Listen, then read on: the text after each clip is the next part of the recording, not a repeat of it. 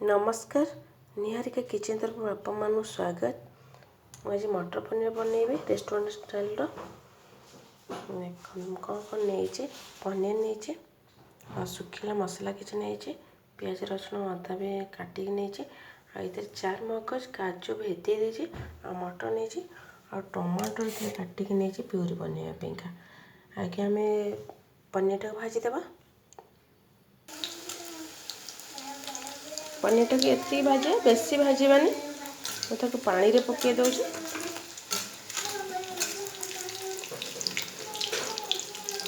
आगे मु पानी रे बाहर कर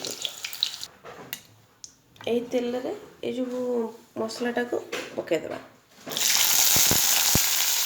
पियाज रसुण पकईदेवा तापर जो सुखिला मसला रखी से भी पकईदेवा।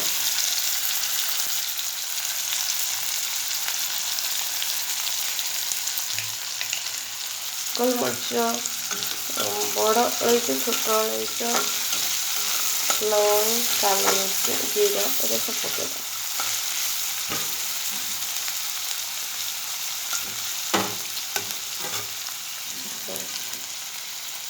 ये टिके फ्राए होला परे ताकि हमें ठंडा कर छाड़ीदेवा।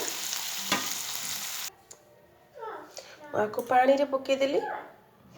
आटा को ठंडा कर देइछि मसलाटा को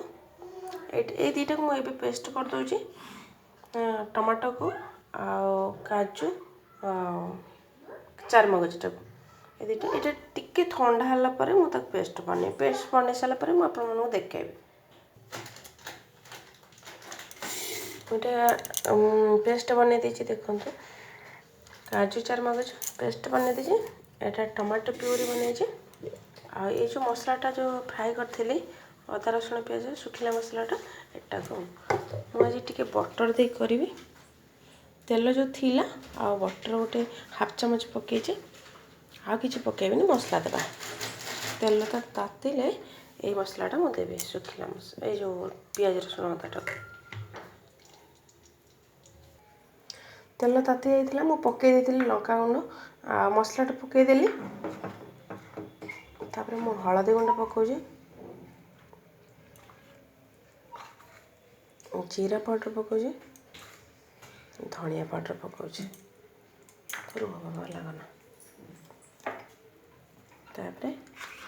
लुण दे दूची तो गोटे सीझा को छाड़ीदेवा मसलाटा मसलाटा सीझी गला आम टमाटो प्यूरटा देदेवा ये फुटिले आम मटर पकेଇବା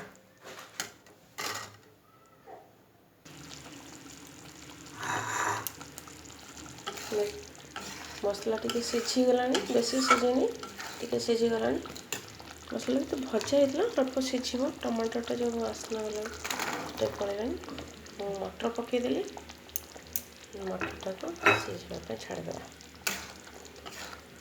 ये मसलाटा पूरा कषी गला तबे आम देवा काजू चार मगज पेस्टटा देवा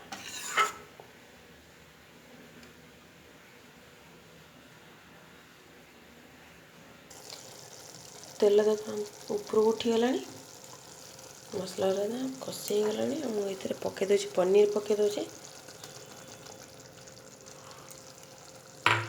ये हाफ चामच चीनी देवी ऑप्शनल आप चाहिए देपर ना टेस्ट बढ़ी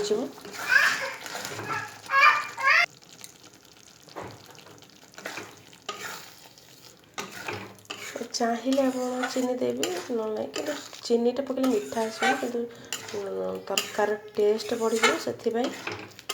दूची तापर मु काजू और चार मगज पेस्टा को देदेवी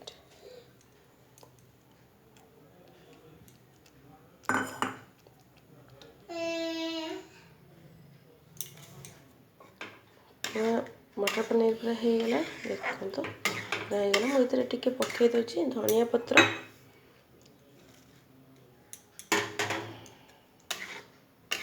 आपन की रेसिपी केमती लगला निश्चय कमेंट द्वारा जनइबे। मटर पनीर